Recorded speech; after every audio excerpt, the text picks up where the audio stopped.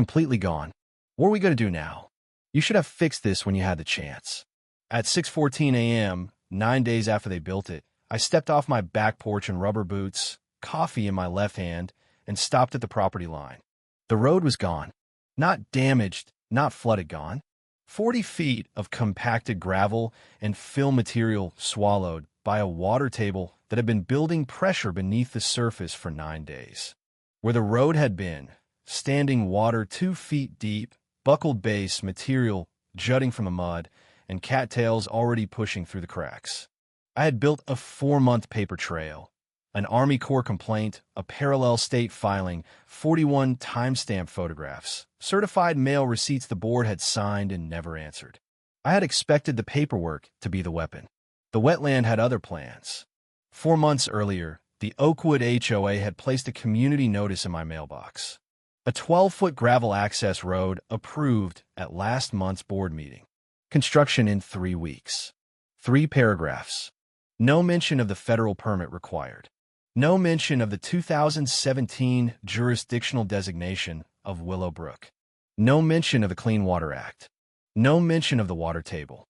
My neighbor Susan had been a state environmental compliance officer for 22 years. She read the notice standing in my kitchen doorway. It took less than a minute. Then she looked at me and said, "They never file with the Army Corps." I filed 2 complaints the night they broke ground. Then I waited. The wetland didn't. John Harlan steps out of his back door in rubber boots, coffee still steaming in his left hand, and stops completely at the edge of his property line. The road is gone. He stands there for a full 10 seconds without moving. His mind runs through the obvious explanations, the way a mind does when it encounters something that refuses to make sense. Maybe the light is wrong. Maybe the fog is distorting the distance. Maybe he is simply not awake yet. And the familiar shape of that gravel stretch will resolve itself in a moment. But the moment passes, then another. The fog does not shift. The light does not change. The road is gone. Not damaged. Not partially flooded. Gone. As if the earth had simply decided it was finished tolerating the intrusion. Where Oakwood HOA had laid 40 feet of gravel fill and compacted base material across the Willowbrook buffer zone just 9 days ago, there is now standing water 2 feet deep in places. Buckled fragments of asphalt base jutting from the mud at broken angles, and cattails already pushing upward through the cracks like the land was exhaling after holding its breath for a week and a half. John sets his coffee on the nearby fence post without looking at it. He pulls his phone from his jacket pocket and begins walking. Every step toward the water's edge sinks slightly. The saturated ground pulls at his boots with a quiet, persistent resistance. The same resistance the HOA had dismissed as manageable when they drove the excavator onto this ground 9 days ago. The same resistance the fill material had spent 9 days failing to overcome. He reaches the nearest point of the collapse and crouches down, photographing the exposed cross-section of gravel and subbase material, now sitting half submerged in dark water. He moves methodically along the length of it. Every section of exposed fill gets its own photograph. Every visible fracture in the remaining base material. Every place where standing water has pooled over what was just over a week ago compacted ground. He photographs the cattails breaking through the cracks. Not because they're legally significant, but because he wants the record to show exactly how quickly the wetland moved once the pressure was released. He has seen wetlands reclaim disturbed ground before. Small encroachments, poorly anchored fill, grading work done too close to the waterline. He has seen it take months, sometimes years. He has never seen it happen in 9 days. The collapse runs the full 40-foot length of the road. Not one section failed. The entire structure has subsided, fractured, and been partially swallowed by the rising water table. The centerline crack Susan had warned him about theoretically, the point where hydrostatic pressure beneath a compromised fill layer would find its weakest axis, is visible from one end to the other, straight as a survey line, as if the earth had drawn it with a level. He straightens up and looks at what remains. There is something almost surgical about it. The land on either side of the former road is untouched. The trees along the buffer zone edge stand exactly where they stood before the equipment arrived. The creek channel runs clear in the distance, unhurried, moving the way it has moved through this ground for longer than anyone in Oakwood has been alive. Only the space where the road was looks different. And it looks different the way a healed wound looks different from a fresh one. The acute phase is finished. What remains is the land returning to itself. John walks back to the porch and picks up the manila folder he had set on the railing before coming outside. He had placed it there the night before deliberately, the way you set something near the door when you know the morning will require it. It is thick, 4 months of accumulated work assembled page by page the way Susan had insisted from the beginning. Not in a rush, not reactively, but steadily with the kind of patience that builds something a regulator can actually use. Inside sits the original HOA development notice dated October with John's handwritten margin annotations from the first reading. His formal written objection sent certified mail and the signed return receipt confirming delivery. The board's non-response documented not by a letter they sent, but by the absence of one, with the delivery confirmation attached to prove the silence was chosen, not accidental. Behind those sits Susan's 4-page technical assessment written in the precise, citation-dense language of someone who spent 2 decades producing documents exactly like it, identifying the Section 404 violation by statute, referencing the 2017 jurisdictional survey by file number, and laying out the specific construction activities that constituted unauthorized discharge of fill material into federal waters. Then the photographs, 41 of them printed and labeled, organized across every day of construction, GPS coordinates in the caption, timestamps confirmed against the phone's metadata, every load of fill material, every equipment track in the exposed soil, every visible point where gravel contacted open water in the creek channel. Susan had organized them chronologically with a 1-line description beneath each one in her precise handwriting. The descriptions are clinical and exact. Fill placement over designated buffer zone. Easter margin, day 3, 10:42 a.m. Behind the photographs sits his formal Section 404 complaint to the U.S. Army Corps of Engineers, Buffalo District, submitted with all 41 photographs attached, and a cover letter Susan had reviewed 3 times before he sent it. Susan's parallel report to the State Department of Environmental Conservation and 3 letters from the Army Corps. The first acknowledging receipt of his complaint, the second confirming that the Willow Brook Buffer Zone designation remained active in their jurisdictional records, and the third dated 6 days ago, stating that a field inspector had been assigned to the matter and would be in contact to schedule a site assessment. He had been building this file since the first notice arrived in his mailbox. He had built it carefully without shortcuts the way Susan had described the process on the very first day. You were not trying to win an argument. You were building a record. Records outlast arguments. He had expected the file to be the weapon. He had not expected the wetland to move first. John stands at the edge of Willow Brook for a long time, folder in his right hand, watching the mist lift off the dark water where a road used to be. The morning light is coming up slowly through the tree line to the east, laying a thin gold edge along the water surface. A great blue heron stands motionless in the shallows 20 feet downstream, completely indifferent to the collapsed gravel and the standing water and the entire 4-month ordeal that had brought John to this particular spot at this particular hour. Somewhere beneath the surface, the unauthorized fill material is still there. The collapse had not removed it. It had revealed it. The fracture lines and subsidence points have exposed the fill cross-section in a way that no surface photograph could capture alone. Any inspector who walks this site now will be standing inside the evidence, not looking at it from the outside. They will see exactly what was placed, how deep it went, where it contacted the subsurface drainage corridor, and how the hydrostatic failure progressed from edge to center. The collapse has turned the violation into a 3-dimensional document. The wetland had not just reclaimed itself, it had created evidence. John opens the folder and looks at the 3rd Army Corps letter, the one confirming that Agent Thompson had been assigned and would be in contact. He had been waiting for that contact for 6 days. checking his phone each morning with the focused patience of someone who knows the system moves slowly, but has no choice except to let it move. He had prepared for a long regulatory process: complaint, assessment, findings, enforcement, restoration order. Each stage taking weeks, the whole arc potentially stretching into spring or summer. He looks back at the water. Agent Thompson is going to walk onto a site that is already confessed. John closes the folder. He picks up his coffee from the fence post.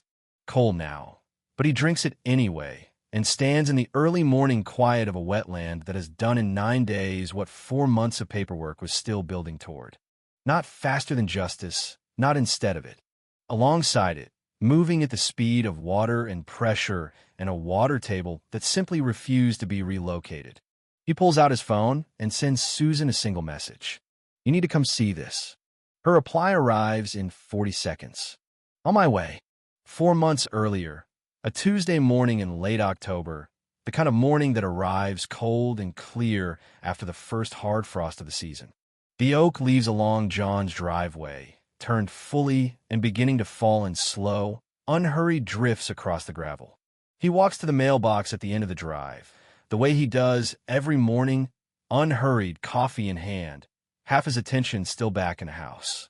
He opens the box and pulls out a small stack, a utility bill, a catalog he never subscribed to, and a single-page document printed on Oakwood HOA letterhead.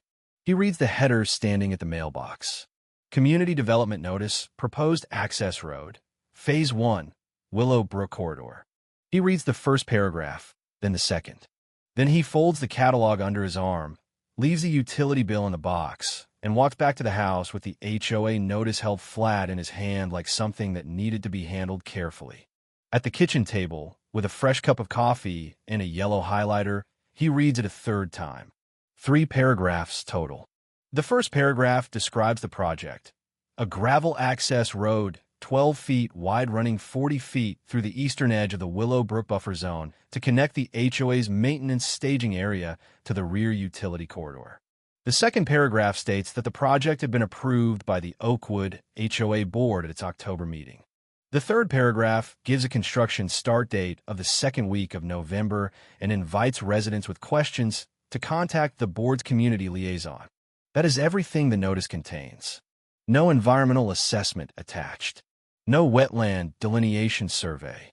No mention of the water table, the federal buffer designation, the Army Corps of Engineers, or the Clean Water Act. No permit numbers because there are no permits.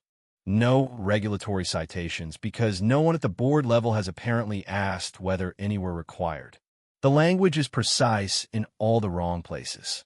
Specific about the road's dimensions, specific about the timeline, specific about which board meeting produced the vote, and completely silent on every legal threshold the project would need to cross before a single piece of equipment touched that ground.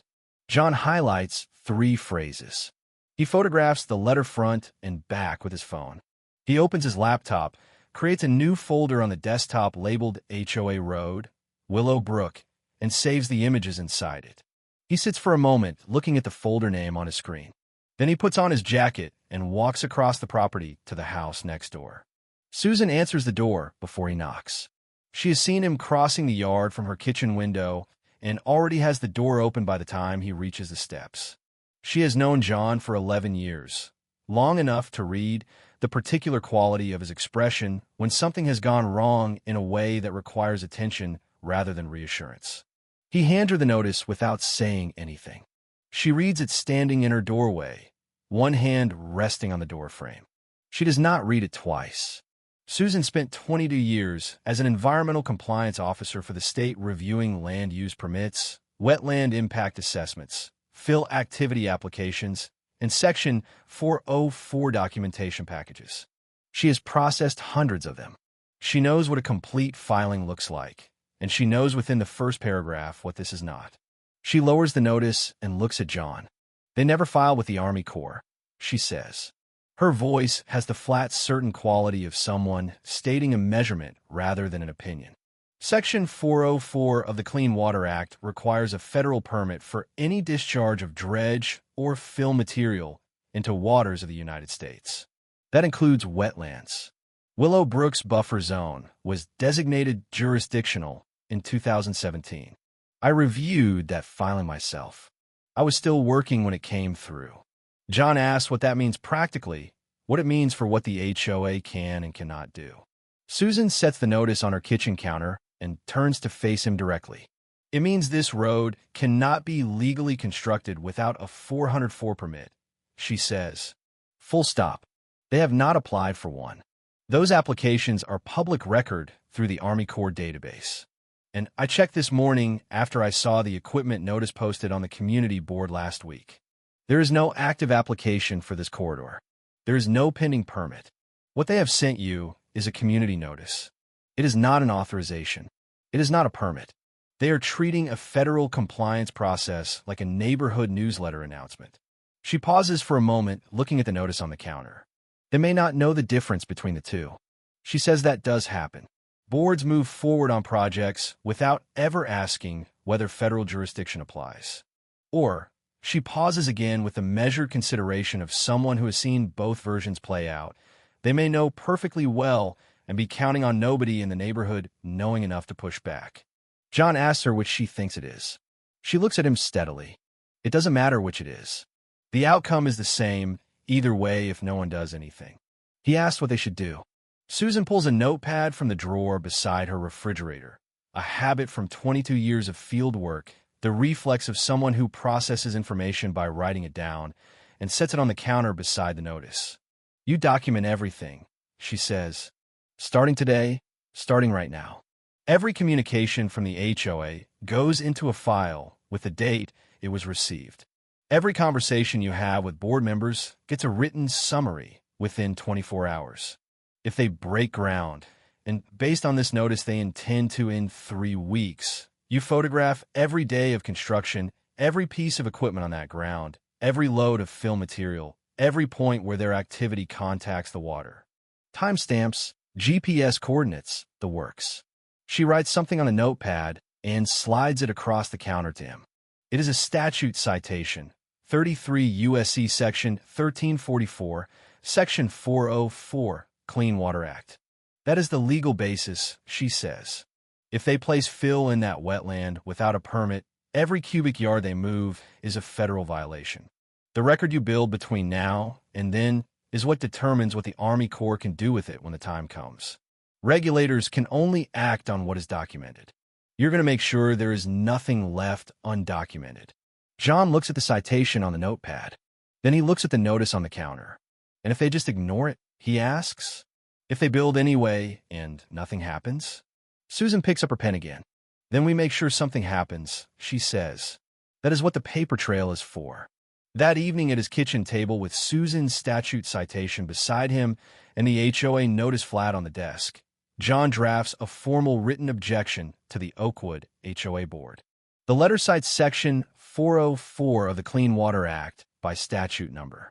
It references the 2017 jurisdictional designation of Willowbrook by survey date and file designation.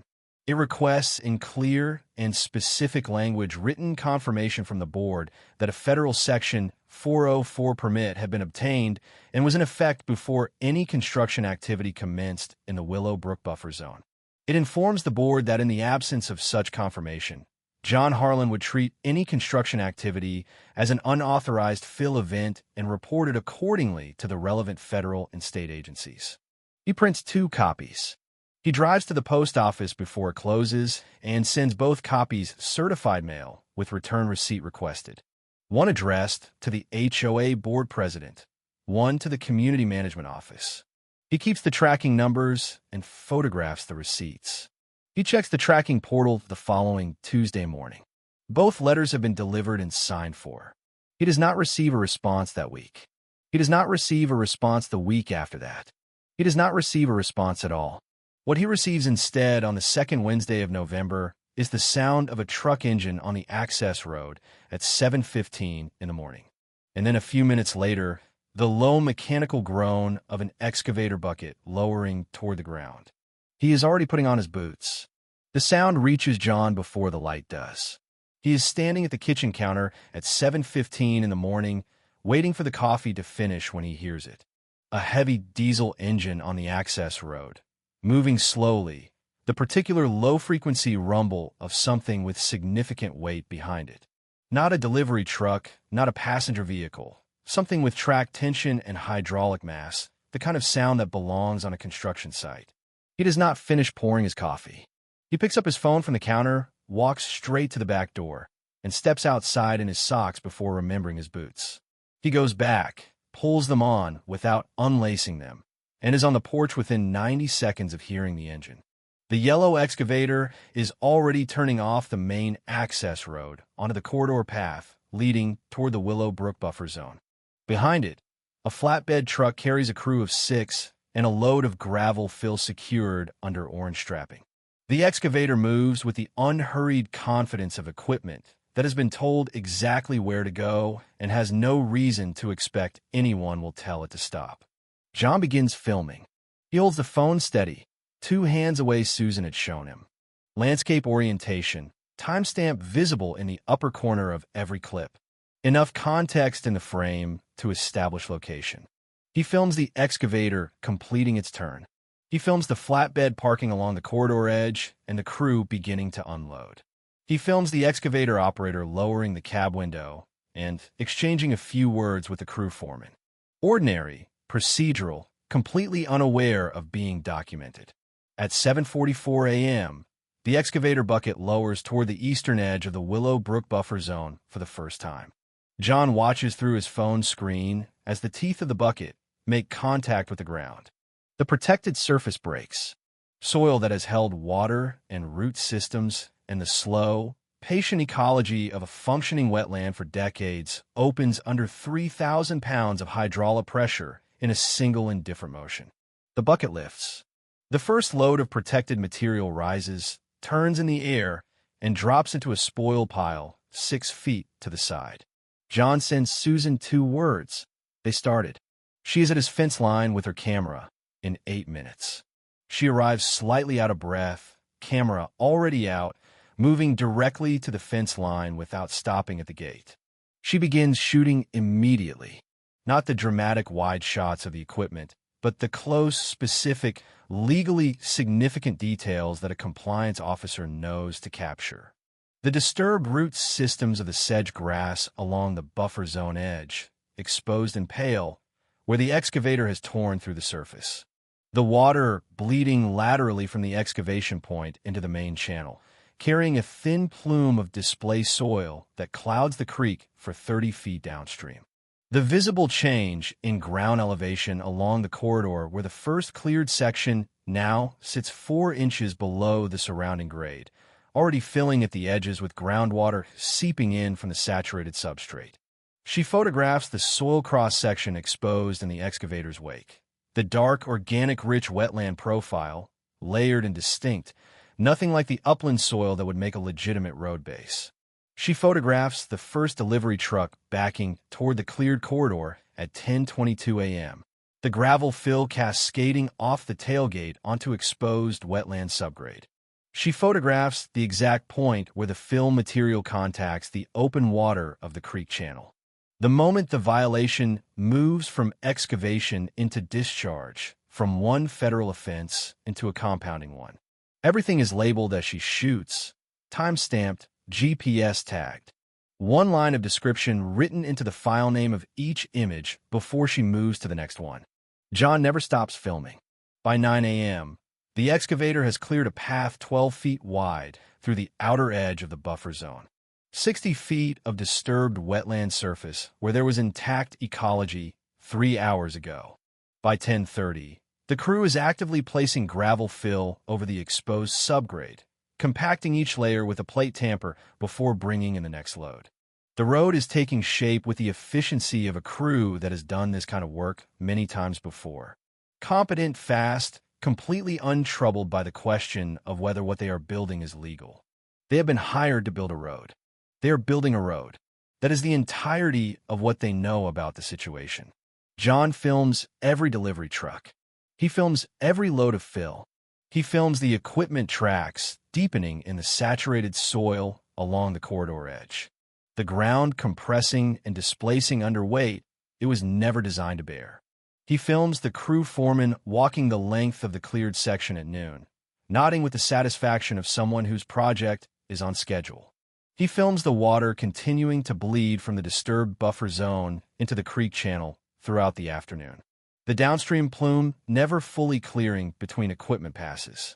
At 2 p.m., a white pickup truck appears on the road, running parallel to the property line. It slows to a near stop. Behind the wheel is Robert Ellis, HOA board president, 14-year resident of Oakwood, the man whose signature had appeared at the bottom of the community development notice and whose name John had been looking at on certified mail receipts for 3 weeks. Robert is in his mid-50s, broad-shouldered, the kind of man who has run community meetings long enough to mistake procedural authority for actual authority. He does not park. He does not get out of the truck. He does not look toward John's porch, where John is standing with his phone raised and the camera is still running. He looks at the road. His expression, visible for the few seconds the truck remains slowed, is the expression of a man surveying progress on something he considers his, the quiet, proprietary satisfaction of someone watching a decision he made become physical reality. The crew is on schedule. The fill is going in cleanly. Phase 1, as he announced in the community email, is proceeding exactly as planned. He accelerates and drives away. John watches the white pickup disappear around the curve of the road. He lowers his phone. He looks at the timestamp on the last clip, 2:04 p.m., and notes in the running log he's been keeping on a legal pad beside him all day. Robert Ellis, on-site observation, 2 p.m., no contact made, construction ongoing. He picks the phone back up and keeps filming. By 4:30 p.m., the crew is packed up and left. 40 feet of gravel fill now sits across the Willow Brook buffer zone, where wetland surface existed that morning. The road is not finished. The crew will return. Phase 1 requires at least 2 more days of work, but the violation is complete in every legally meaningful sense. Fill material has been discharged into jurisdictional wetland without a federal permit. The evidence of it is sitting in the open, glistening in the afternoon light, and it is not going anywhere. That evening, John sits at his kitchen table with Susan beside him and his laptop open. The photograph folder for the day holds 41 images. The video files from his phone run to just over 3 hours of continuous footage, every timestamp confirmed, every GPS coordinate logged. Susan reviews the photographs one by one, while John drafts the complaint narrative. She flags 6 images as particularly significant: the lateral water displacement at excavation, the fill-to-channel contact point, the soil cross-section showing the wetland profile, and writes a 1-line technical annotation beneath each one in the language of someone who has written federal compliance reports for 2 decades. The annotations are precise, unemotional, and damaging. John submits the formal Section 404 complaint to the U.S. Army Corps of Engineers, Buffalo District, at 9:47 p.m. The complaint document runs 11 pages. It cites the statute by number. It references the 2017 jurisdictional designation of Willowbrook by survey date and Army Corps file number. It attaches all 41 photographs with timestamps, coordinates, and Susan's technical annotations. It describes the construction activity observed that day in chronological order, including the specific times of excavation onset, fill placement, and downstream water displacement. It requests emergency site assessment on the grounds that active fill discharge into a designated jurisdictional wetland is ongoing and will continue. Susan files her parallel report with the State Department of Environmental Conservation at 11:23 p.m. Her report is 4 pages, technically detailed, and filed under her professional credentials as a former state compliance officer. It references the federal complaint by submission timestamp and requests coordinated enforcement review. John closes his laptop at 11:45 p.m. and sits for a moment in the quiet of the kitchen. The legal pad beside him has 3 pages of notes from the day. The desktop folder labeled HOA Road. Willowbrook has grown from a single scan letter to 43 documents in 3 weeks. The paper trail, the real one, not the HOA's community notice, has officially begun. Robert Ellis drove past the construction site today. John Harlan documented a federal violation. Those are not the same event, even though they happened in the same place on the same afternoon. One of them will matter in the weeks ahead, the other will not. John turns off the kitchen light and goes to bed. Susan does the same 2 houses over, with the particular settled quiet of someone who has done everything that could be done today and knows exactly what comes next. The morning after the complaints are filed, John wakes up early and checks the Army Corps public database before making coffee. Nothing yet. He makes the coffee, sits at the kitchen table with his laptop, and checks again. The complaint submission confirmation is there. Timestamp, reference number, the automated acknowledgement that the filing had been received by the Buffalo District Office. But the case status shows no movement beyond intake.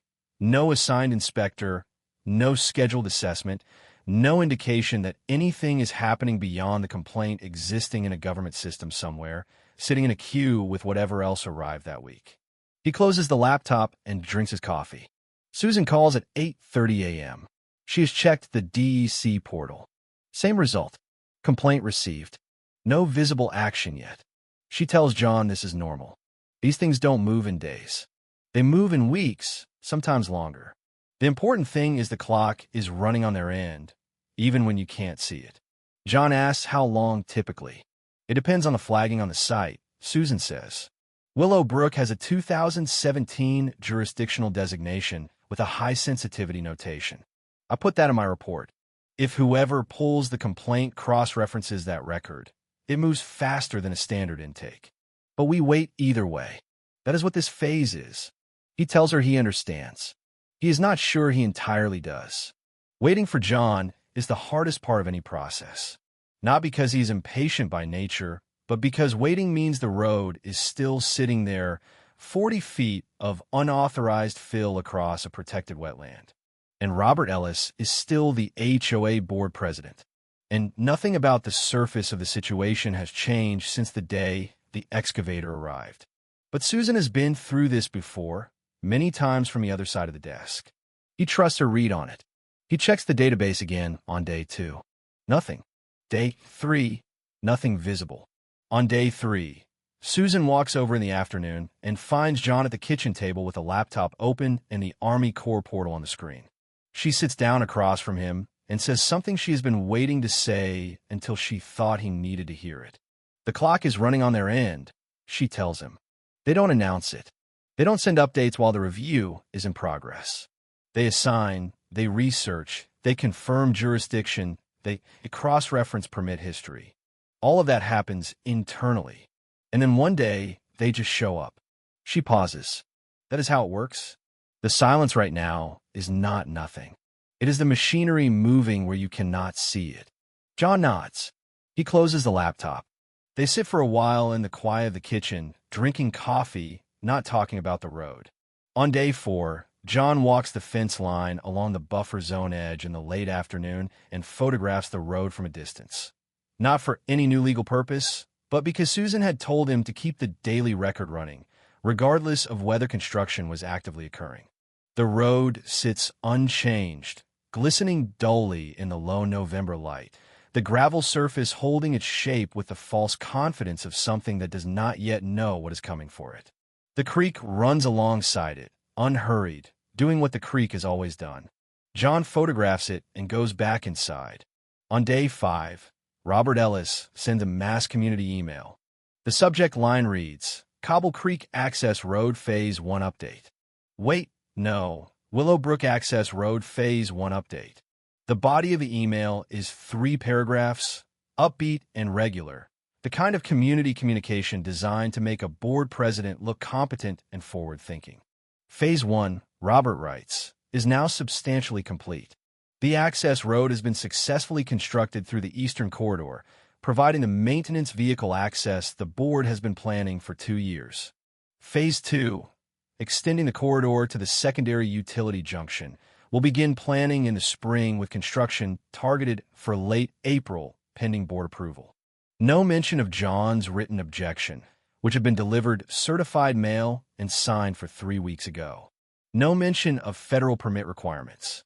No mention of the 2017 jurisdictional designation of Willowbrook. No mention of the 2 agency complaints filed 4 days earlier and currently sitting in government inboxes in 2 separate offices. Robert's email reads like a dispatch from a parallel version of events in which none of those things exist, in which the road was simply planned, built, and completed, and the next chapter is already being written. His tone is the tone of a man who has already won. 3 of John's neighbors forward him the email within the hour, each with no message attached, just a forward, as if sending it was itself a form of comment they didn't know how to make in words. A 4th neighbor sent something different. Mike is in his early 30s, a software engineer who moved into Oakwood 2 years ago with his wife and their first child. He had watched the construction from his backyard during the days it was active, quietly, saying nothing to anyone. He had seen John filming from a porch. He had noticed Susan at the fence line with her camera. He had read Robert's email and felt the particular unease of someone who suspects they're being told a version of events that has been carefully edited. He sent John a direct message. "Hey, I've been watching what's going on with the road. Robert's email doesn't add up. Can you tell me what's actually happening?" John calls him back within the hour. He walks Mike through the entire sequence. The HOA notice with no permit filing, Susan's assessment of the Section 404 requirement, his written objection and the board's silence, the day of construction, and everything he and Susan had documented. The complaints filed with the Army Corps and the DEC. Mike listens without interrupting, asking 1 or 2 quiet, clarifying questions. When John finishes, Mike is silent for a moment. "So, Robert built an illegal row," Mike says. John confirms that is the accurate description of the situation. Mike asks what he can do to help. "Nothing yet," John says. "Just keep watching. When the time comes for people to be in a room and say something, I'll let you know." Mike says he will be there. What John does not know during those 8 days, what he has no way of knowing because the Army Corps does not send progress updates during an active review, is that his complaint has not been sitting in a general intake queue at all. When the Buffalo District Office received the filing on the evening of the construction day, a clerk ran a standard jurisdictional check on the Willow Brook corridor address before routing it. The check returned a flag, jurisdictional wetland, high ecological sensitivity, survey date 2017, active designation. That flag, placed in the system during the 2017 survey Susan had referenced, means that any complaint involving fill activity in the Willow Brook buffer zone bypasses standard intake processing and routes directly to a field inspector's active caseload. The complaint lands on Agent Thompson's desk the following morning. She pulls the jurisdictional record first. The 2017 survey is thorough, a full delineation of the buffer zone boundaries, hydrological connectivity mapping, soil sample analysis confirming wetland characteristics throughout the corridor. The designation is unambiguous. Willow Brook's eastern buffer zone is jurisdictional water of the United States under Section 404 of the Clean Water Act and has been formally designated as such for 7 years. She cross-references the HOA's permit history against the Willow Brook corridor address. The search returns nothing. No Section 404 individual permit application. No nationwide permit notification. No pre-construction notification of any kind. No emergency authorization. No variance request. No record of any contact between Oakwood HOA and the Army Corps of Engineers at any point regarding any project in the Willow Brook corridor. Robert Ellis had taken a board vote, sent a community notice, hired a construction crew, and built 40 feet of gravel road through a federally designated wetland without filing a single piece of paperwork with the federal government. Agent Thompson reviews the 41 photographs attached to the complaint. She reads Susan's technical annotations beneath each one. She reads the complaint narrative John had written, chronological and specific, with timestamps matching the photograph metadata. She notes the downstream sediment displacement documented in images 36 through 41. Fill material entering the creek channel, a secondary violation compounding the original discharge. She marks the case priority. Active violation, site visit required. She schedules the visit for the following week and sends a confirmation to the contact email on the complaint. The confirmation arrives in John's inbox on day 6. He reads it twice. He forwards it to Susan with no message. She replies with 2 words, "It worked." On day 6, John checks the fence line again. The road is unchanged. The creek runs alongside it. The gravel surface holds. On day 7, the weather changes. A low-pressure system that has been sitting off the coast for 4 days begins moving inland in the early afternoon, pulling Gulf moisture up through the watershed. By evening, the rain has started, steady, purposeful, the kind of rain that does not intend to stop soon. John checks the weather radar from his kitchen at 10 p.m. and sees the system stalled directly over the region. A dense red core sitting over the watershed with no projected movement for the next 12 hours. 3 inches fall overnight. The Willowbrook buffer zone receives all of it. The ground, already saturated from the wetland's natural water table, already destabilized by the excavation that had stripped its surface vegetation and disrupted its drainage pathways, already compromised by 40 feet of compacted fill placed directly over the subsurface flow channels Susan had identified in her report, absorbs the first inch quickly and begins to resist the second. By midnight, the water table has risen measurably against the underside of the gravel base. By 2 a.m., the fill material along the lowest section of the road corridor, where the subsurface drainage channel runs closest to the surface, has begun to sink at the edges. The system stalls for another full day on the 8th morning and drops 2 more inches.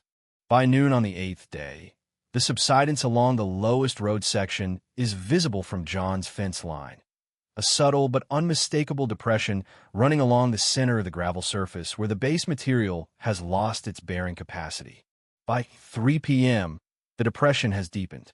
By 8 p.m., the center line of the affected section has dropped 6 inches below the surrounding grade, and water is pooling across the full width of the road surface, no longer draining laterally because the fill layer beneath has sealed the subsurface pathways it was placed over.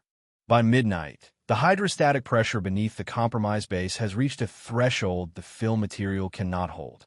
The fracture begins at the lowest point and runs outward in both directions simultaneously, following the center line of the road the way a crack follows the weakest axis of any material under pressure.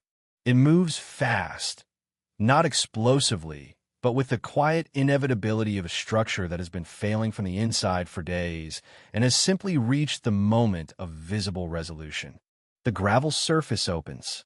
The base material beneath it drops into the void left by the displaced subsurface water. The standing water above rushes in to fill the space.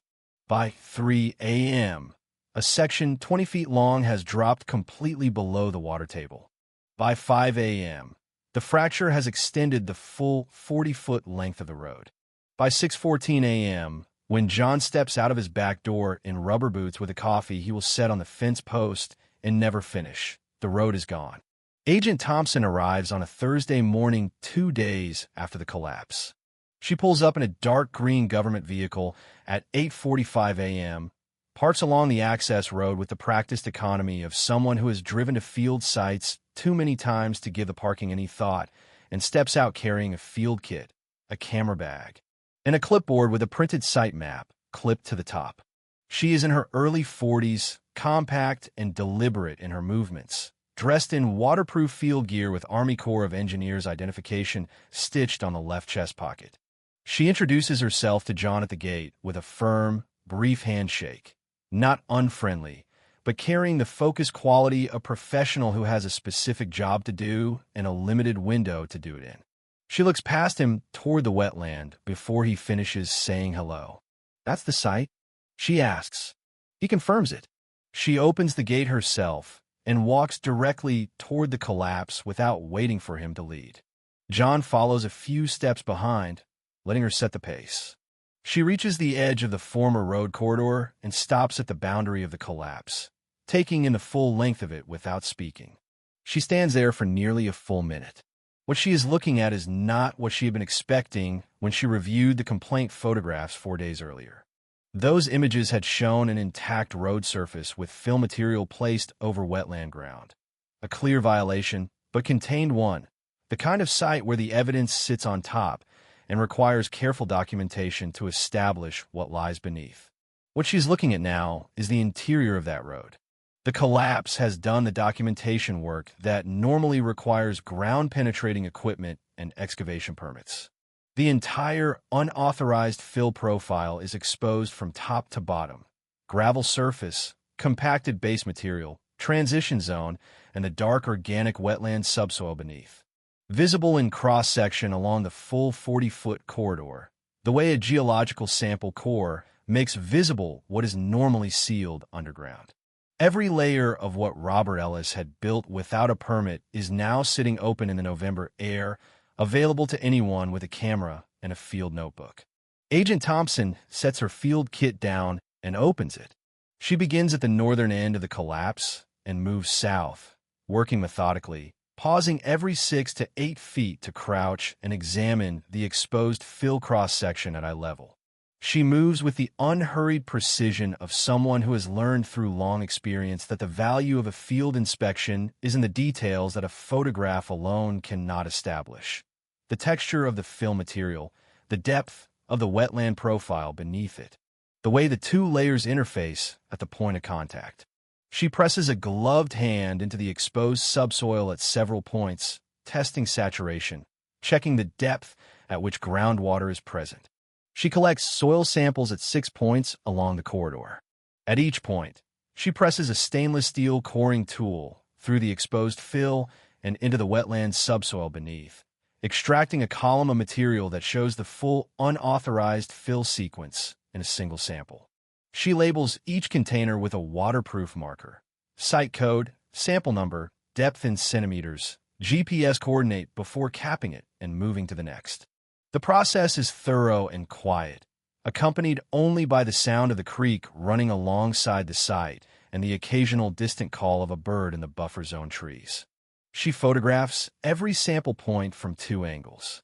The first shot establishes context, the sample location within the broader collapse, the surrounding wetland, the relationship of the fill material to the creek channel. The second shot is close range, showing the fill cross-section in detail. The clean commercial gravel of the road base sitting directly atop the dark, root-threaded, organically rich wetland subsoil with no transition material, no liner, no separation of any kind.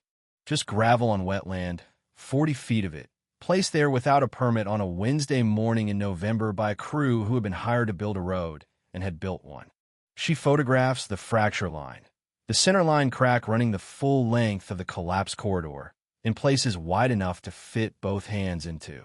The edges of the fracture show the internal structure of the base material where it failed under hydrostatic pressure. She photographs it from above, from the side, from the northern and southern ends, looking along its length. She notes in her field book that the fracture axis follows the subsurface drainage corridor identified in the 2017 jurisdictional survey, that the road had been built directly over the primary subsurface flow channel of the buffer zone, and that the hydrostatic failure had followed that channel precisely, as if the wetland had found the exact line of maximum vulnerability and applied pressure there until something gave. She photographs the subsidence zone at the lowest section of the corridor where the base material had begun failing first. The depression in the surrounding fill still clearly defined and measurable. She photographs the point where the fill material contacts the open creek channel.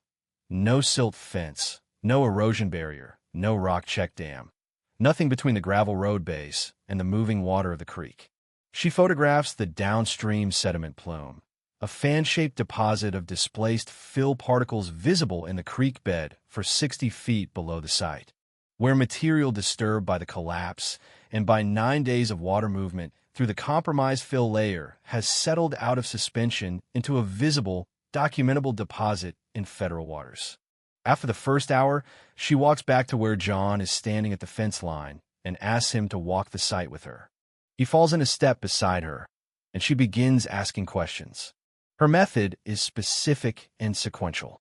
She is not exploring the situation. She is confirming a sequence she has already largely assembled from the complaint documentation. When did construction begin? How many days did active fill placement continue? Was the crew on site every day or intermittent between workdays. At any point during construction, were silt fences installed along the buffer zone edge? Were any erosion controls placed between the fill activity and the creek channel? Was any attempt made to redirect surface drainage during the construction period? Did he observe any communication between the construction crew and HOA board members during the work? John answers each question directly without elaboration, the way Susan had coached him from the beginning. Factual, specific, no interpretation volunteered beyond direct observation. He watched Robert Ellis slow his white pickup truck and observe the construction site from the access road on the first day at approximately 2 p.m. He filmed it. The timestamp is in the footage metadata. Agent Thompson stops walking. You have footage of the board president observing active construction on the first day? She asks. Her tone does not change, but she has stopped moving, which is its own kind of emphasis. John confirms it. Robert's vehicle is identifiable in the frame. The timestamp reads 2:04 p.m. on the day of construction. She opens her field notebook and writes something. She underlines it. They continue walking. She asks about the certified mail.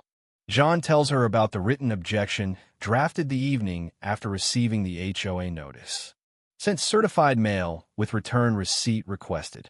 Addressed to both the board president and the community management office. Both delivered and signed for. He never received a response. She asks when that was relative to the construction start date. John tells her 3 weeks before the excavator arrived. She writes that down as well. At the midpoint of the second hour, she asks to see his documentation folder. He has brought it. He had set it on the porch railing the previous evening the same way he had set it there on the morning of the collapse, knowing it would be needed.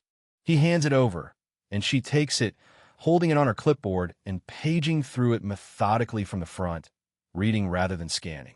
She pauses at the original HOA development notice, reading all 3 paragraphs with careful attention, cross-referencing the road dimensions and timeline against her site map. She pauses longer at Susan's 4-page technical assessment, reading through the statute citations and the fill activity descriptions, stopping at the annotated photographs and reading each caption individually. She turns back twice to reread specific sections, the way you reread something when it confirms a technical finding you have independently reached. She reaches Susan's annotation on photograph 17. Fill placement directly over subsurface drainage corridor, eastern margin, confirmed by 2017 survey hydrology mapping, day 3, 2:28 p.m., and holds the folder slightly closer, comparing the image against the site she is standing above. She looks up at John, who wrote these annotations. She asks. John explains. Susan, 22 years as a state environmental compliance officer, retired, next-door neighbor. She reviewed the 2017 jurisdictional survey when it was filed and recognized the corridor designation in the HOA notice immediately. Agent Thompson looks back at the annotation. She's correct about the drainage corridor placement. She says, the 2017 survey maps the subsurface flow channel within 4 feet of the center line of this road. She says it the way someone states a measurement, not as a compliment, not as a conclusion, just as a fact that exists independently of anyone's opinion about it. She turns to the certified mail receipt and looks at it for a moment. They signed for the objection, she says. John confirms it. 3 weeks before construction began, she says. He confirms that, too. She closes the folder and hands it back. She looks at John with the level, assessing expression of someone completing a picture they have been building from multiple sources. You filmed this every day? She asks. The question arrives quietly, almost as an aside, but it is not casual.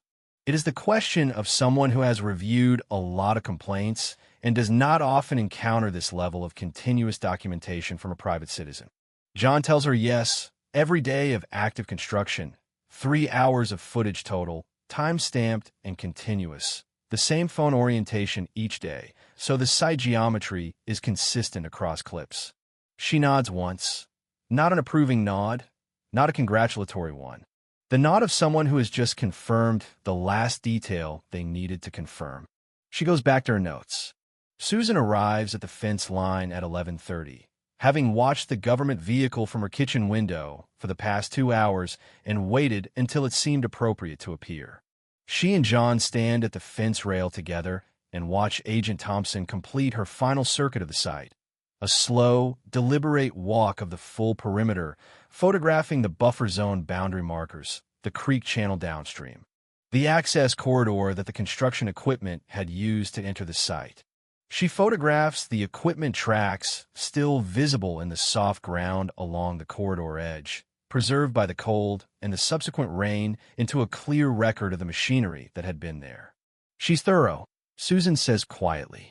John watches Agent Thompson crouch at the downstream sediment plume and photograph it a 4th time from a new angle. That's good, Susan adds. Thorough means the report doesn't leave openings for Robert's attorney to find. At 12:50 p.m., Agent Thompson packs her field kit, caps her sample containers, and walks back toward the gate.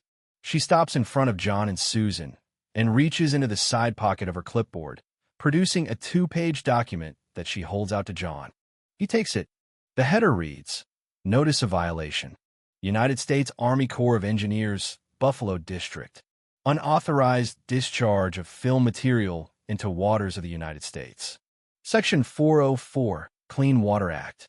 The violation is issued to Oakwood Homeowners Association. The site description identifies the Willow Brook Buffer Zone corridor by GPS coordinates and legal land description. The violation description runs 3 full paragraphs, technically precise, citing the 2017 jurisdictional designation by survey file number, describing the unauthorized fill activity by date range and estimated cubic yard volume, noting the absence of any permit application in Army Corps records, and identifying the secondary violation of fill material displacement into the creek channel as a compounding discharge event. Restoration costs estimated $47,000. The mandatory compliance order occupies the bottom of page 1 and the top of page 2. Full removal of all unauthorized fill material from the buffer zone corridor. Restoration of natural hydrology to pre-construction condition, including reopening of subsurface drainage pathways, replanting of all disturbed wetland surface with native species appropriate to the buffer zone ecology, and submittal of a restoration completion report to the Buffalo District Office. Compliance deadline, 90 days from the notice date. John reads it through once, standing at the gate in the cold November air. He reads it a second time, more slowly, absorbing the specific language of each provision. Then he looks up. Agent Thompson is already halfway to her vehicle. You'll receive a copy by certified mail within 5 business days, she says, not turning back. The HOA will receive theirs simultaneously through the same channel. Questions about the restoration order process, go to the contact number on page 2.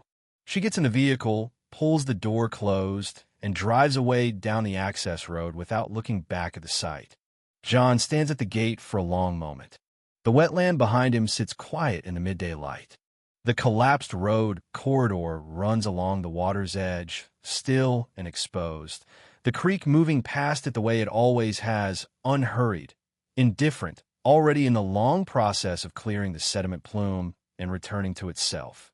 Susan is standing beside him, reading over his shoulder, her breath making small clouds in the cold air.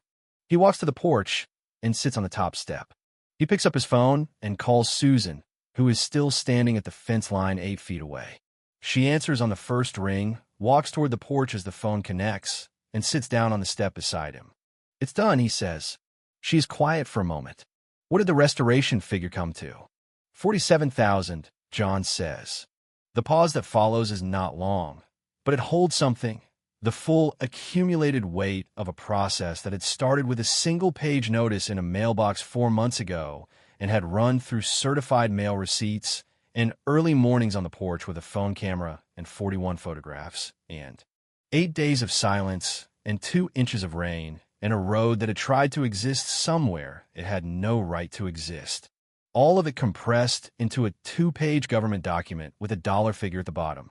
Robert built a $47,000 mistake, Susan says. John looks out at the water. The heron is back, standing in the shallows 20 feet downstream of the collapsed corridor, motionless, completely unbothered by the outcome of federal regulatory proceedings. Yeah, he says. He did.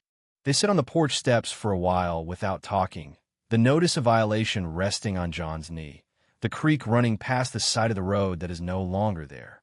That evening, just after 7 o'clock, his phone rings with Mike's number. Mike had heard through 2 neighbors during the afternoon that a government vehicle had been at the Wetlands site most of the morning, that John had been seen at the gate reading something, that Susan had been there too, that whatever had been building for the past several weeks appeared to have reached some kind of conclusion. He asked John directly what happened. John walks him through it carefully and completely.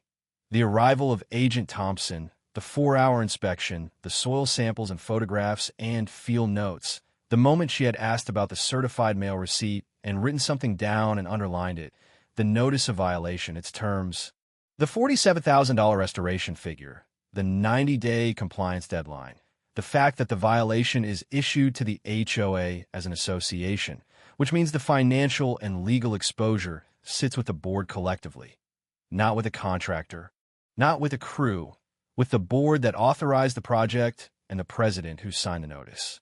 Mike listens to all of it without interrupting. When John finishes, the line is quiet for a moment. So Robert is personally on the hook for this, Mike says. John explains the distinction. Robert is not personally named in the notice of violation. The HOA is, but the board authorized the project. Robert signed the notice. Robert was observed on site during active construction. Robert sent the community email declaring Phase 1 complete with no mention of permit requirements or federal complaints. When the board convenes to respond to the notice of violation, every one of those facts will be in the room. Mike absorbs this. Another pause. I want to be at that board meeting, he says. John thinks about the community email. Phase 1 substantially complete. Phase 2 planning begins in spring, and the tone of a man who had built a road through a federal wetland and sent a neighborhood newsletter about it. That, John says, will be a very good idea. The notice of violation arrives at the Oakwood HOA Management Office by certified mail the morning after Agent Thompson's visit. The office manager signs for it at 9:17 a.m., opens it, reads the header, and calls Robert Ellis before she finishes the first paragraph. Robert is at his kitchen table when the call comes in. He listens to her read the document aloud, asks her to read the restoration figure a second time, and sits quietly for a moment after she does. By noon, he has sent a board-wide message calling an emergency meeting for that evening at 7 o'clock. The message characterizes the notice of violation as a matter requiring immediate board attention and describes the situation as a regulatory misunderstanding that the board needs to address collectively. He does not attach the notice of violation to the message. He does not use the word federal. He does not mention the dollar figure. 3 of the 7 board members who receive the message call their personal attorneys before the meeting. 2 of them arrive that evening with printed copies of the notice of violation, obtained through their own channels, not through Robert, covered in handwritten margin notes. The other 2 arrive having spoken to neighbors who had been watching the wetland situation develop for weeks, and who had formed their own conclusions about what had gone wrong and why. Mike arrives as a community observer along with 4 other residents who had heard through the neighborhood that something significant had happened at the Willowbrook site, and that the evening's meeting would determine what came next. They take seats along the wall at the back of the room. Robert looks at them when they enter, but says nothing. The meeting opens at 7 o'clock. Robert stands at the front of the room with the particular posture of a man who has decided that the best available strategy is to control the framing before anyone else can establish it. He speaks for 11 minutes without pausing to take questions. His argument runs in 3 overlapping threads: that the Army Corps of Engineers has overreached in applying federal jurisdiction to a routine community infrastructure project, that the notice of violation reflects an overly aggressive regulatory interpretation that the board has every right to contest, and that John Harlan's complaints had artificially escalated a neighborhood disagreement into a federal matter that could have been resolved through community dialogue. He does not mention the Section 404 permit requirement. He does not mention the 2017 jurisdictional designation. He does not mention the certified mail receipt confirming that John's written objection had been delivered and signed for 3 weeks before construction began. He does not mention that the board's own HOA attorney had not been consulted before the project commenced. When he finishes, the room is quiet for a moment. Then Linda Brooks, joining by phone, asks to speak. Linda has represented Oakwood HOA for 6 years. She has handled covenant disputes, assessment collection actions, contractor liability claims, and 2 previous board governance matters that required careful navigation. She is a measured professional who chooses her words with the precision of someone who understands that every word said in a room like this one is potentially a word that will later be read in a deposition. Her tone, when she speaks, is flat and careful. The tone of a professional who is working very hard to remain professionally composed in a situation that has made that composure genuinely difficult to maintain. She begins by asking the board to confirm that she is speaking on the record. The board secretary confirms it. Linda informs the board that the association faces federal restoration liability of at minimum $47,000, as stated in the notice of violation, with the actual figure potentially higher, depending on the complexity of the restoration work once contractors are engaged. She informs them that Section 309 of the Clean Water Act provides for civil penalties of up to $25,000 per day of ongoing violation, and that the violation as defined by the Army Corps began on the first day of construction and continues until the unauthorized fill is fully removed and the site is restored. She informs them that the parallel complaint filed with the State Department of Environmental Conservation remains active and that state enforcement action is independent of the federal process, meaning the association faces potential liability on 2 separate regulatory tracks simultaneously. She pauses to let that settle. Then she tells them that the board president had proceeded with construction activity in a federally designated wetland, a designation on record since 2017 and publicly accessible through Army Corps jurisdictional records, without obtaining a Section 404 permit under the Clean Water Act. She tells them that a Section 404 permit requirement is not an obscure or technical threshold. It is a standard federal compliance requirement that appears in the first tier of any environmental review checklist used by municipal planners, HOA attorneys, and land use consultants across the country. Any legal or professional review of the project prior to construction would have identified it within the first hour of analysis. Another pause.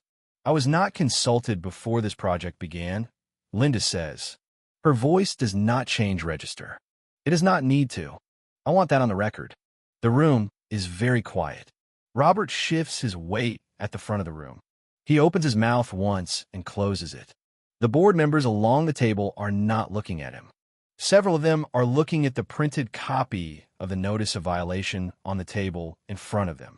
One of them is looking at the wall.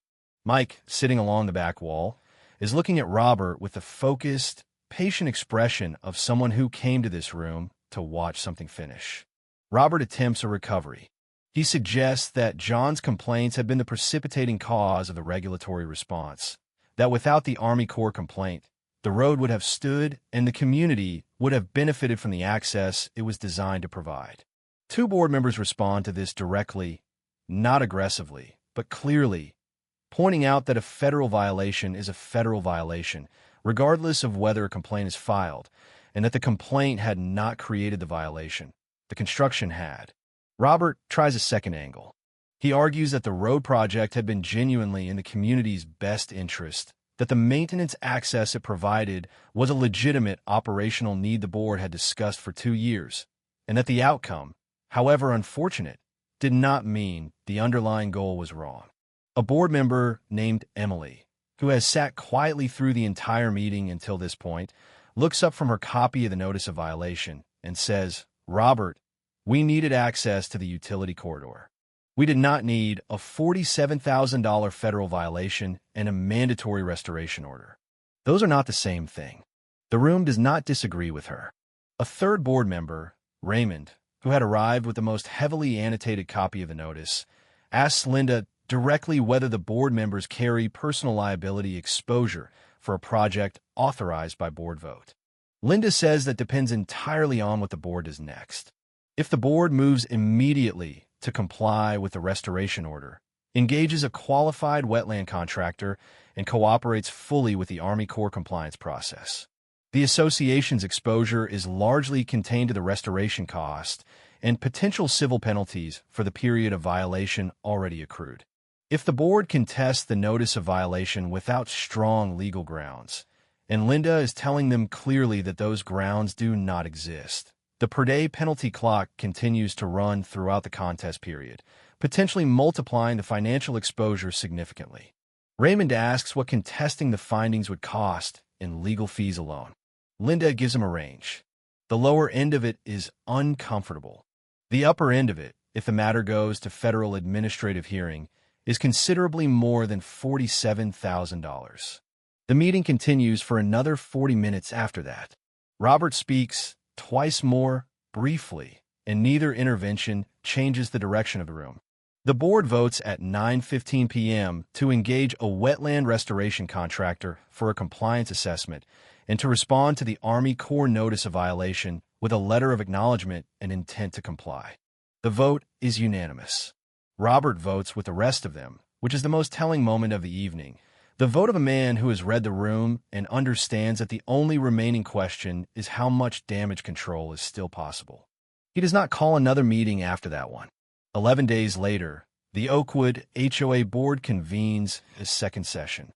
The agenda has one item: a motion to remove Robert Ellis from the position of board president, citing the unauthorized initiation of construction project in a federally regulated wetland without legal review, without permit compliance, and without consultation with the association's retained legal counsel, resulting in a federal notice of violation and mandatory restoration liability of no less than $47,000. The motion is read aloud by the board's secretary. Robert sits at the table and listens to it without expression. The vote is called 6 in favor, 1 opposed. Robert casts the single vote in his own favor, which is either an act of principle or an act of stubbornness. And at this point, the distinction does not particularly matter. Mike is sitting along the back wall when the vote is announced. He takes out his phone and types a message to John before the board's secretary has finished recording the result. It's done. 6-1. John is standing at the wetland edge when the message arrives. He has been out there for 20 minutes in the cold evening air, not for any particular reason, not to document anything, not to check on the site, just standing at the edge of Willow Brook the way he has stood there many times over the past 4 months, watching the water move. The restoration crews are scheduled to begin work the following week. A wetland contractor retained by the HOA has already conducted the compliance assessment and submitted the restoration plan to the Army Corps for review. Every cubic yard of unauthorized fill will be extracted. The subsurface drainage pathways will be mechanically reopened. The disturbed wetland surface will be replanted with native sedge, rush, and buffer zone vegetation at the HOA's expense. The work is estimated to take 3 weeks. John reads Mike's message once. He puts the phone back in his pocket. He looks at the water. The creek runs the way it has always run through this ground, unhurried, directional, following the path of least resistance through the buffer zone the way it has for longer than the neighborhood around it has existed. The collapsed road material is still partially visible at the water's edge, the last of it waiting to be removed by crews who will arrive with equipment and permits and all the paperwork that Robert had decided not to bother with. The cattails along the bank are undisturbed. The heron, somewhere downstream, is presumably standing in the shallows being a heron, entirely unimpressed by the resolution of human regulatory disputes. John had never gone to court. He had never stood in front of a judge. He had never hired an attorney, never filed a lawsuit, never needed to escalate beyond the 2 complaints he had submitted on the night of the first day of construction.